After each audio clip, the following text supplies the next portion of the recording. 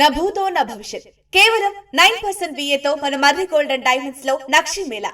Marri gold and diamonds, KPHP metro station, Hyderabad.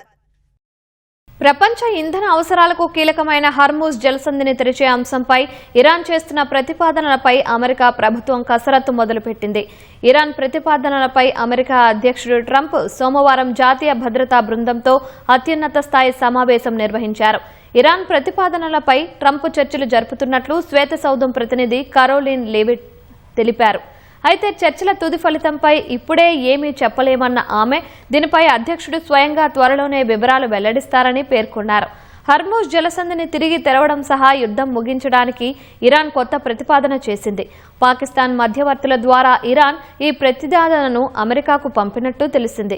Hormuz వద్ద కొనసాగిస్తున్న America నౌకాదళం దిగ్బంధనాన్ని అమెరికా ఎత్తివేయాలని, అణు కార్యక్రమాలకు సంబంధించిన చర్చలకు తదుపరి దశకు వాయిదా వేయాలని ఇరాన్ ప్రతిపాదించినట్టు సమాచారం. అయితే ఇరాన్ పంపిన కొత్త నిబంధనలు అమెరికా విధించిన ప్రధాన నిబంధనలకు అనుగుణంగా లేవని ABC న్యూస్ వెల్లడించింది. ఘర్షణను శాశ్వతంగా పరిష్కరించే దిశగా ఇరాన్ అడుగులు వేస్తున్నప్పటికీ అమెరికా ఆశించిన స్థాయి పారదర్శకత ఆ ప్రతిపాదనల్లో లేదని తెలుస్తోంది.